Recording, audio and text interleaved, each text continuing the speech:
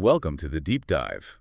Today, well, we're setting off on a pretty intriguing path, looking into the works of Dante Alighieri. But not just the surface, right? Exactly. We're exploring potential hidden meanings, the sort of esoteric layers, using René Guénon's book, The Esoterism of Dante, from 1925 as our map. It's a fascinating read.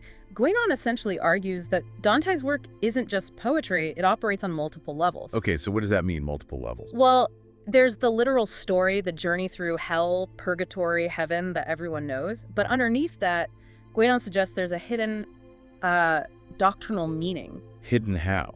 Like a code? Sort of, maybe aimed at a different kind of reader, someone initiated into certain ways of thinking. It's like a message within a message. Interesting. So why would Dante do that? I mean, hide meanings? The source material hints it wasn't just for kicks, right? Not at all. You have to remember the context. Certain groups, initiatic organizations were, well, skating on thin ice sometimes. Accusations of heresy weren't uncommon. Okay. So, embedding deeper ideas within an accepted form, like poetry, could have been a way to communicate discreetly. Precisely. A way to preserve and transmit knowledge without attracting the wrong kind of attention. It's like an early form of, intellectual protection. And this hidden meaning, it doesn't contradict the story we all know. No, Guénon's point is that it complements it. The literal meaning acts as a kind of veil, beautiful and compelling on its own. But hiding something more profound for those who know how to look. Exactly. It draws you in, but it also points beyond itself, potentially towards older esoteric traditions. Okay, that makes sense. Now, the text mentions something specific, these medallions. In Vienna. Ah, yes, the ones with the letters FSKIPFT. Right. What's the supposed link to Dante there? It seems a bit cryptic. Well, one interpretation floating around is that it stands for Fede Santa Kadosh. Fede Santa, holy faith.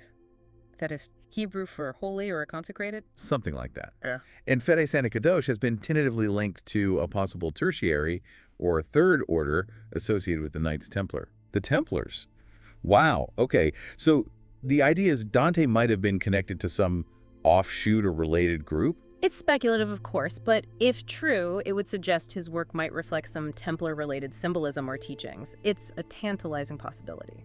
So when he describes the spheres of heaven or the circles of hell, it might not just be poetic license. It could be more structured, maybe reflecting a specific esoteric cosmology, drawing perhaps on Pythagorean ideas about number and harmony. And Virgil, his guides in the poem, who represented classical wisdom. So a blend of traditions. Potentially. And that leads us directly to the numbers. Ah, yes. Symbolic numbers. Yeah. The text mentions this as a key to the sacred science possibly embedded in the work. It's not just about counting cantos. In these traditions, numbers themselves held qualitative meaning, symbolic weight. So the structure, the divisions, the famous number 3, perhaps others, Yeah. they might be intentional clues. That's the argument, that the numerical architecture is part of the hidden message itself. It makes you look at the poem in a whole new light. Definitely. Okay, shifting slightly, the analysis brings up parallels with Freemasonry, specifically Scottish Masonry. How does that connect? Well, it looks at Dante's tripartite structure, hell, purgatory, heaven, and sees echoes in the symbolic journeys or degrees found in some Masonic rites. And the colors, too. Beatrice's colors, white, red, green. Yes, the text suggests possible symbolic links there. White for truth, perhaps, red for nature or love, green for justice or hope. Concepts that also resonate within Masonic symbolism. Is the idea that Masonry directly influenced Dante? Or is it more like a shared symbolic language? Likely the latter. Maybe drawing from a common, older Western initiatic wellspring. The symbols might just represent fundamental human archetypes or ideas expressed similarly across different groups. And Hermeticism gets mentioned too. How might that ancient tradition fit in? The core Hermetic idea involves transformation, doesn't it? Moving from the profane or ordinary state to an enlightened one through understanding hidden truths. Dante's journey descending into the depths, then arduously climbing towards the light, looks very much like a symbolic initiatic trial. Like a process of purification and gaining knowledge, step by step. Exactly. The challenges he faces, the figures he meets, they could represent stages of inner development, much like you find in Hermetic allegory. So we're potentially seeing this thread, this underground river of Western esotericism, surfacing in Dante, maybe influencing later groups like the Masons. It's a fascinating idea of continuity. It really is. Though when we talk about specific groups like the Rosicrucians, we need to be careful. Because of the timing, right? Yeah. Rosicrucianism as a movement emerged much later than Dante. centuries later in the 1600s. So Dante couldn't have been a Rosicrucian or directly influenced by them in that sense. It's an anachronism. But the analysis doesn't just dismiss it, does it? No, it suggests thinking about a shared current of thought. Maybe certain symbols and ideas that were important to later Rosicrucians were already present in the esoteric milieu Dante might have tapped into. Like the cross and the rose. Symbols that appear in Dante and became central to Rosicrucianism later. Precisely. It suggests a common symbolic vocabulary, perhaps, rather than direct lineage. The text mentions Eliphas Levi's views connecting Dante to occultism. But also warns against forcing connections, right? Trying too hard to fit Dante into later occult frameworks. Absolutely. Context is key. We need to understand Dante in his 14th century world, not just project later ideas back onto him. A very important point. Okay, what about the journey itself? Dante's trip through the afterlife is epic, but is it unique?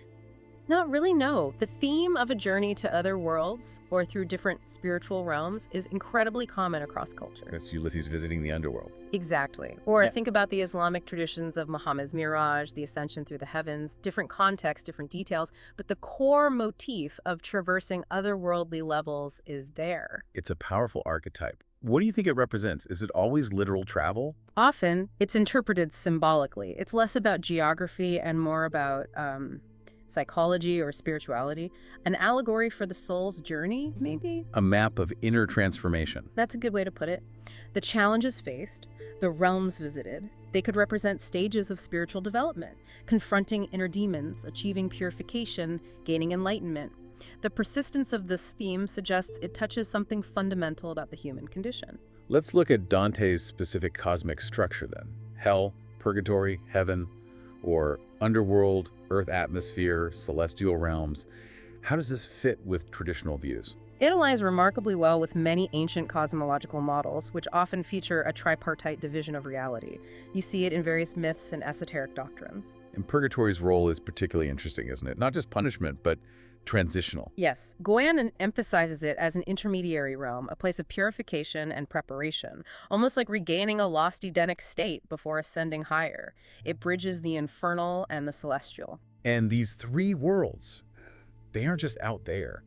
They could reflect inner states too. That's a key esoteric idea. The microcosm reflects the macrocosm. So these realms represent not only cosmic levels, but also potential states of being within the individual soul, our own inner hells, purgatories, and heavens, if you like. That adds a whole other dimension to the journey. It's not just about Dante, it's potentially about us. Exactly. It becomes a map for potential human evolution, spiritually speaking. Okay, let's circle back to the numbers. The text lists quite a few.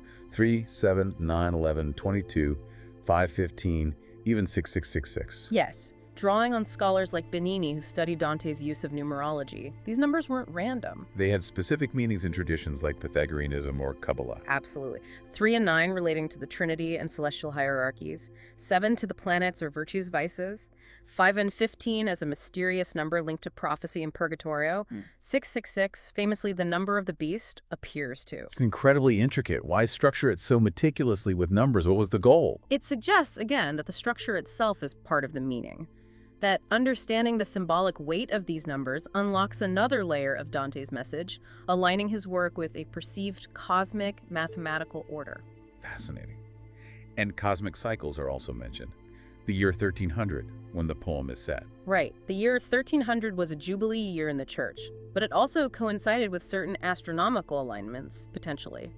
The idea connects to broader concepts of cosmic time, like the great year found in Plato and other ancient traditions. So Dante might have seen his journey, and perhaps the state of the world, within a larger cyclical pattern of history and cosmic order. It's possible placing the poem at that specific juncture might have been intended to give it a deeper temporal significance, linking the individual journey to vast cosmic rhythms. It adds yet another layer. But as we near the end, the analysis includes a caution, doesn't it, about interpretations? Yes, a very important one. It warns against being too systematic, forcing Dante into a preconceived interpretive box, whether it's Masonic, Rosicrucian, or anything else. Don't impose external frameworks rigidly onto the text. Exactly. We need to respect the historical context, Dante's own intellectual world, the influences actually available to him. It's easy for us, looking back, to see connections that might not have been intended or understood in the same way then. So acknowledge the limits of our modern perspective when dealing with centuries-old symbolism. Definitely. A nuanced approach is crucial.